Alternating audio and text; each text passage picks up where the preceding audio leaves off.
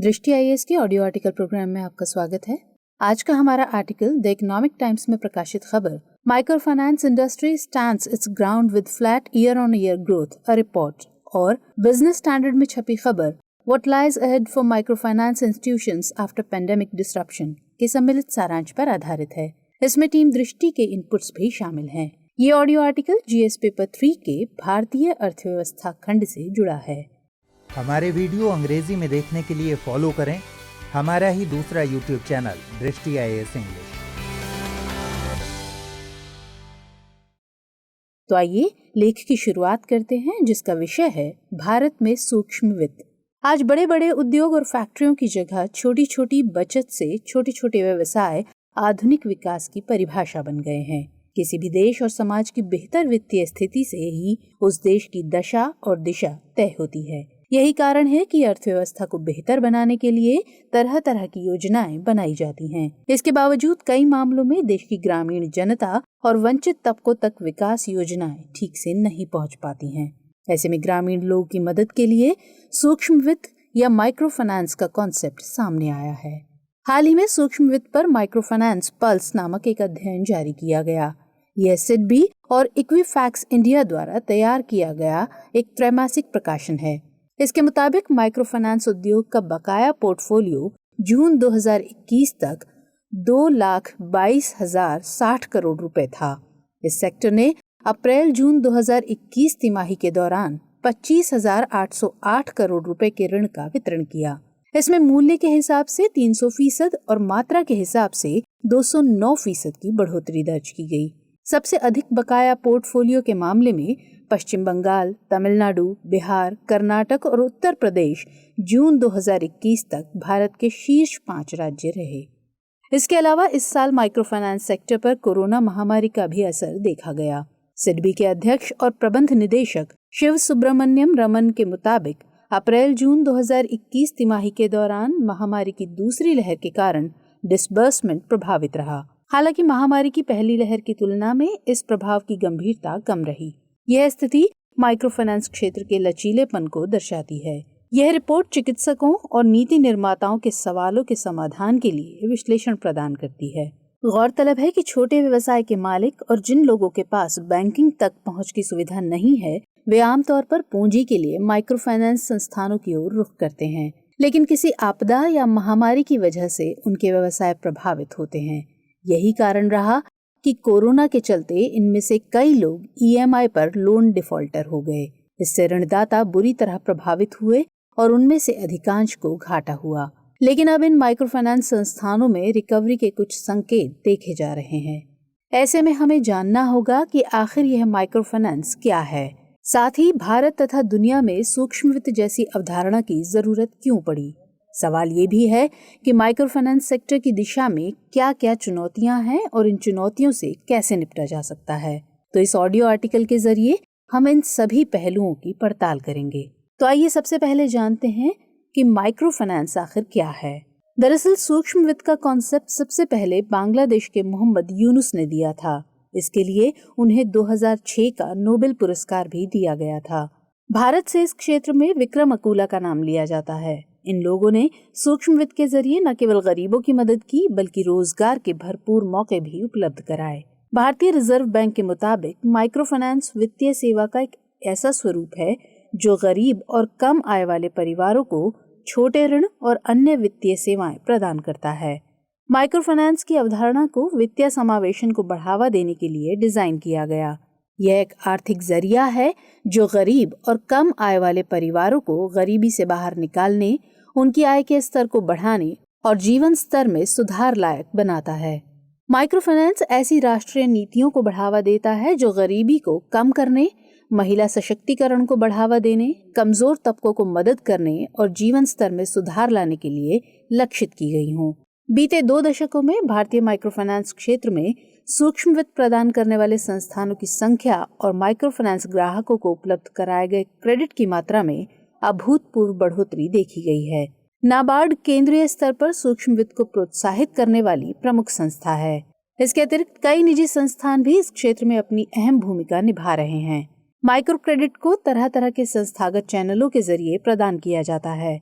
अनुसूचित वाणिज्यिक बैंक, छोटे वित्त बैंक और क्षेत्रीय ग्रामीण बैंक जैसे बैंक बिजनेस कॉरेस्पॉन्डेंट्स और सेल्फ हेल्प ग्रुप्स के जरिए उधार देते हैं। वहीं सहकारी बैंक, गैर बैंकिंग वित्तीय कंपनियां यानी NBFCs और माइक्रो फाइनेंस संस्थान भी लोगों को किसी न किसी रूप में माइक्रो फाइनेंस उपलब्ध कराने का काम करते हैं। इसमें कोई दो राय नहीं कि ग्रामीण अथवा गरीब लोगों की आर्थिक जरूरतों को पूरा करने के लिए ही माइक्रो फाइनेंस जैसी अवधारणा लाई गई थी। माइक्रो फाइनेंस सेक्टर आज के समय में एक निजी गैर लाभकारी क्षेत्र के रूप में विकास का एक ऐसा मॉडल बन गया है जो बड़े पैमाने पर लघु ऋण अथवा सूक्ष्म वित्त उपलब्ध कराने में अपनी अहम भूमिका निभा रहा है। हालांकि यहाँ लघु या सूक्ष्म ऋण और सूक्ष्म वित्त का एक ही मतलब नहीं है, दोनों में हमें अंतर देखने को मिलता है। सूक्ष्म वित्त दरअसल ऐसे ऋण, बचत, बीमा, ट्रांसफर सेवाओं और अन्य फाइनेंशियल उत्पादों के लिए प्रयोग में लाया जाता है जो कम आय वाले लोगों के लिए होते हैं। वहीं सूक्ष्म ऋण ऐसे छोटे ऋणों को कहा जाता है जो बैंक अथवा अन्य किसी संस्थान द्वारा दिए जाते हैं। सूक्ष्म ऋण कोई वस्तु गिरवी रखे बगैर किसी व्यक्ति या समूह को दिया जाता है। अब यहाँ सवाल ये है कि आखिर सूक्ष्म वित्त जैसे कॉन्सेप्ट को लाने के पीछे क्या मकसद हो सकता है? सूक्ष्म वित्त किस तरह से लोगों के लिए लाभकारी साबित हो सकता है? तो आइए सूक्ष्म वित्त की जरूरत वाले पहलुओं पर विचार करते हैं। महात्मा गांधी ने कहा था कि भारत गांवों में बसता है, लेकिन आजादी के बाद से लेकर आज तक के भारत को देखें तो पाएंगे कि केवल उपेक्षित भारत ही गांवों में रहता है। जाहिर सी बात है कि तब तक भारत का उत्थान नहीं किया जा सकता जब तक गांवों का सही मायने में सामाजिक आर्थिक विकास न हो पाए। यह तभी संभव है जब गांव के लोग आर्थिक रूप से सशक्त हो पाएं। हालांकि इस दिशा में कई तरह की नीतिगत पहलें की जा रही हैं। सरकार की कई योजनाएं इन लोगों को वित्तीय सहायता प्रदान करती हैं ताकि ये लोग स्टार्टअप, स्वरोजगार आदि के जरिए अपनी और अपने परिवार की आर्थिक स्थिति सुधार सकें। ऐसे कई उदाहरण हैं जो ये बताते हैं कि माइक्रो फाइनेंस गरीबों की आर्थिक स्थिति सुधारने, अपने उद्योग अथवा व्यवसाय को चलाने आदि जैसी आर्थिक गतिविधियों में मदद करता है। मौजूदा समय में यह गरीबों, खासकर महिलाओं की मदद कर स्वरोजगार के लिए भी एक अहम उपकरण साबित हो रहा है। गौरतलब है कि गरीबी बहुआयामी होती है। ऐसे में सूक्ष्म वित्त लोगों के लिए वित्तीय सेवाओं तक पहुंच को आसान बनाकर गरीबी के कई आयामों से लड़ने में मदद करता है। इसे हम आसान भाषा में समझने की कोशिश करते हैं। किसी भी तरह के औद्योगिक धंधे से आने वाली आय से न केवल उद्योग को फायदा होता है, बल्कि इससे उद्योगों से जुड़े लोगों की आय में भी बढ़ोतरी होती है। परिवार की आय बढ़ने से खाद्य सुरक्षा, बच्चों की पढ़ाई आदि में भी सुधार होता है। इसके अलावा सामाजिक रूप से अकेली महिलाएं जब औपचारिक संस्थानों में काम करती हैं तो उनके आत्मविश्वास में बढ़ोतरी होती है। साथ ही वे सामाजिक और आर्थिक रूप से भी सशक्त होती हैं। हाल के कुछ शोधों से पता चलता है कि जो परिवार गरीब होते हैं उन्हें कई समस्याएं घेर सकती हैं। मसलन कमाने वाले व्यक्ति का बीमार पड़ जाना, मौसम की मार, चोरी आदि। ऐसी समस्याओं से परिवार की सीमित आय पर काफी अधिक भार पड़ता है और धन की कमी से परिवार और अधिक गरीबी से घिर सकता है, जिससे उबरने में उसे सालों साल लग जाते हैं। गरीब लोगों के पास बहुत कम पैसा होता है, लेकिन उनकी जिंदगी में ऐसे हालात उत्पन्न हो जाते हैं जिनसे निपटने के लिए उनको पैसों की जरूरत पड़ती है। ऐसे में सूक्ष्म वित्त के दायरे में ऐसे प्रयास शामिल हैं जिससे गरीबों को आर्थिक मदद मिल रही है। यह आर्थिक मदद सरकार अथवा राज्य सरकार के स्वामित्व वाली कंपनियों अथवा बैंकों से मिलती है। ऐसे में गरीब लोग साहूकारों और सूदखोरों के जाल में फंसने से बच सकेंगे। लिहाजा हमें कोशिश करनी होगी कि देश में सूक्ष्म वित्तीय संस्थाओं की क्षमता को बढ़ाया जा सके, क्योंकि इससे लोगों की वित्तीय पहुंच की समस्या का सही से समाधान हो सकता है। हालांकि हाल के सालों में इन संस्थाओं की विविधता को व्यापक बनाने पर अधिक बल दिया जा रहा है, क्योंकि अलग अलग संस्थाएं लोगों की तरह तरह की जरूरतों को पूरा करती हैं। लेकिन इस दिशा में माइक्रो फाइनेंस सेक्टर के सामने कई बाधाएं और चुनौतियां हैं, जो भारत में एक सुदृढ़ वाणिज्यिक सूक्ष्म वित्तीय उद्योग के निर्माण की दिशा में आड़े आती रहती हैं। तो आइए अब माइक्रो फाइनेंस सेक्टर के क्षेत्र में आने वाली इन चुनौतियों को देख लेते हैं। भारत में सूक्ष्म वित्त की सफलता की राह में आने वाली सबसे बड़ी चुनौती है भारत की अधिक आबादी और उसमें से अधिकांश आबादी का गरीब होना। गरीब लोग एक स्थिर गरीबी के वातावरण में नहीं रहते। नई कृषि तकनीकों को सफलतापूर्वक अपनाने, नए व्यवसाय के अवसरों में निवेश करने या नई नौकरियों को पाने से लाखों लोग गरीबी से बाहर निकल चुके हैं। लेकिन आज भी बड़ी संख्या में ऐसे लोग हैं जो आर्थिक समस्याओं, स्वास्थ्य समस्याओं और अन्य वजहों से वापस गरीबी में धकेले जाते हैं। यह आबादी अधिकांश समय अपनी रोजमर्रा की जरूरतों को पूरा करने में ही लगी रहती है। ऐसे में सरकार द्वारा इनके आर्थिक सुधार में किए जा रहे प्रयासों की तरफ से ये लोग अनजान रहते हैं। साक्षरता का अभाव होने की वजह से भी ये लोग योजनाओं को पढ़ने और समझने में असमर्थ होते हैं और इसका लाभ नहीं उठा पाते। लोग ऋण प्रबंधन के बारे में भी अशिक्षित हैं। माइक्रो फाइनेंस इंस्टीट्यूशंस में लगभग 70% ग्राहक ऐसे हैं जो इस तथ्य से अनजान हैं कि अपने ऋण का प्रबंधन कैसे किया जाए। दूसरी तरफ डिजिटल दुनिया के प्रति असहजता और जागरूकता की कमी भी लोगों को माइक्रो फाइनेंस की दुनिया से दूर कर देती है। गौरतलब है कि बचत, भुगतान, ऋण और बीमा के लिए प्रभावी उपकरण परिवारों को गरीबी से बाहर निकलने का अवसर देते हैं और गरीबी में डूबे बिना संकट अथवा आपात स्थिति का सामना करने में मदद करते हैं। लेकिन अगर विश्व बैंक के वैश्विक वित्तीय समावेशन डेटाबेस की बात करें तो इसके अनुसार दुनिया भर में लगभग 2.5 बिलियन लोगों का किसी वित्तीय संस्थान में औपचारिक खाता नहीं है। नतीजतन खासकर विकासशील दुनिया के अधिकतर गरीब परिवार पूरे तरीके से नकदी अर्थव्यवस्था में ही काम करते हैं। इसका मतलब ये है कि वे अपनी वित्तीय जरूरतों को पूरा करने के लिए नकद, भौतिक संपत्ति जैसे गहने और पशुधन को बेचने अथवा गिरवी रखने या फिर साहूकारों और सूदखोरों का सहारा लेते हैं। इस तरह के अनौपचारिक तंत्र असुरक्षित, महंगे और उपयोग में जटिल होते हैं और जब परिवार पर कोई गंभीर बीमारी जैसा संकट पैदा होता है तो वे सीमित सहारा देते हैं। इसके अलावा भारत में माइक्रो फाइनेंस इंस्टीट्यूशंस की अन्य समस्या है लोगों तक उनकी सीमित पहुंच। बांग्लादेश के 65% की तुलना में भारत में यह पहुंच महज 8% ही है। इसके अलावा यह देखा गया है कि MFI ग्रामीण क्षेत्रों पर अधिक ध्यान देते हैं और बड़े पैमाने पर शहरी गरीबों की उपेक्षा करते हैं। मौजूदा समय में भारत में मौजूद लगभग 800 से अधिक MFI में से केवल 6 ही शहरी गरीबों पर अपना ध्यान केंद्रित कर रहे हैं। इसके अतिरिक्त एक अन्य पहलू ब्याज की समस्या को लेकर भी है। आंकड़े बताते हैं कि माइक्रो फाइनेंस इंस्टीट्यूशंस बहुत अधिक ब्याज लेते हैं, जिन्हें गरीबों को चुकाना बेहद मुश्किल हो जाता है। इसके अलावा लोन डिफॉल्ट और देर से भुगतान जैसी समस्याएं ऐसे मुद्दे हैं जो सूक्ष्म वित्त संस्थाओं की वृद्धि में बाधा पैदा करती हैं। इस क्षेत्र में लगभग 73% लोन डिफॉल्ट की पहचान की जाती है।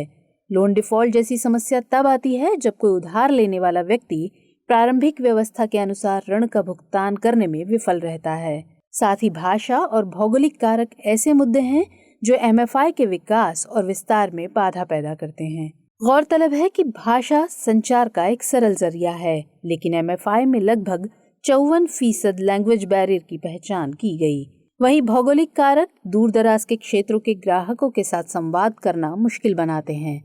MFI का अहम मकसद मूल रूप से देश की BPL आबादी को सुविधा प्रदान करना है, लेकिन दूर दराज के क्षेत्रों में बुनियादी ढांचे की कमी के कारण यहाँ रहने वाले लोगों तक पहुँचना बेहद मुश्किल हो जाता है। ऐसे में हमें देखना होगा कि माइक्रो फाइनेंस इंस्टीट्यूशंस अथवा माइक्रो फाइनेंस सेक्टर के प्रसार और विकास की दिशा में आने वाली चुनौतियों से कैसे निपटा जाए।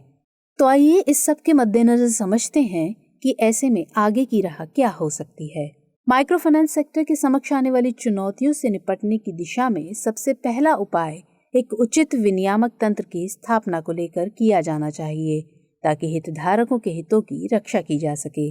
इसके अलावा सूक्ष्म वित्त क्षेत्र के जमीनी हालात की निगरानी और जरूरत पड़ने पर सुधारात्मक कार्रवाई शुरू करने के लिए फील्ड दौरों को एक माध्यम के रूप में अपनाया जा सकता है। यह माइक्रो फाइनेंस इंस्टीट्यूशंस को उचित आचार संहिता का पालन करने और अधिक कुशलता से काम करने के लिए भी प्रोत्साहित करेगा। तीसरा उपाय माइक्रो फाइनेंस इंस्टीट्यूशंस के ग्रामीण प्रवेश को प्रोत्साहित करने की दिशा में है। यह देखा गया है कि शुरुआती लागत को कम करने के बजाय माइक्रो फाइनेंस इंस्टीट्यूशंस अपनी शाखाएं उन जगहों पर खोल रहे हैं जहां पहले से ही कुछ MFI काम कर रहे हैं। ऐसे में वित्तीय सहायता प्रदान करके कम माइक्रो फाइनेंस पैठ वाले क्षेत्रों में नई शाखाएं खोलने के लिए MFI को प्रोत्साहित करने से राज्यों में माइक्रो फाइनेंस की ग्रामीण पहुंच बढ़ेगी और इससे कई उधारों पर भी रोक लग सकेगी। इन सब के अलावा MFI को क्रेडिट, बचत, रेमिटेंस, वित्तीय सलाह और प्रशिक्षण और सहायता जैसी गैर वित्तीय सेवाओं सहित उत्पादों की पूरी श्रृंखला प्रदान करनी चाहिए। क्योंकि MFI उन क्षेत्रों में बैंकों के विकल्प के रूप में काम कर रहे हैं जहां लोगों की बैंकों तक पहुंच नहीं है। ऐसे में उत्पादों की एक पूरी श्रृंखला प्रदान करने से गरीब तबके के लोग सभी सेवाओं का लाभ उठा सकेंगे। अन्य उपाय ब्याज दरों की पारदर्शिता को लेकर किया जाना चाहिए। सभी MFI द्वारा ब्याज वसूलने के लिए एक सामान्य प्रथा का पालन किया जाना चाहिए ताकि इस क्षेत्र को और अधिक प्रतिस्पर्धी बनाया जा सके। साथ ही लाभार्थी को खरीदने से पहले विभिन्न वित्तीय उत्पादों की तुलना करने की स्वतंत्रता मिल सके। इन सब के अलावा MFI को अपनी परिचालन लागत को कम करने के लिए नई तकनीकों, IT उपकरणों और अनुप्रयोगों का उपयोग करना चाहिए। इस दिशा में माइक्रो फाइनेंस संस्थानों को अपनी परिचालन लागत को कम करने के लिए लागत में कटौती जैसे उपायों को भी अपनाना चाहिए। गौरतलब है कि पर्याप्त धन के अभाव में MFI का विकास और पहुंच बाधित होने लगता है। ऐसे में इस समस्या को दूर करने के लिए माइक्रो फाइनेंस संस्थानों को अपने ऋण पोर्टफोलियो के वित्त पोषण के लिए अन्य स्रोतों की भी तलाश करनी चाहिए। इन सभी उपायों को अमल में लाकर निस्संदेह ही MFI के क्षेत्र में आने वाली चुनौतियों से निपटा जा सकता है। तो आइए अब नोट करते हैं आज का सवाल। सूक्ष्म वित्त की अवधारणा को समझाते हुए बताइए कि कोरोना महामारी ने माइक्रो फाइनेंस सेक्टर को किस तरह प्रभावित किया। सूक्ष्म वित्त सेक्टर की चुनौतियों पर प्रकाश डालते हुए इससे निपटने की दिशा में कुछ उपाय सुझाइए।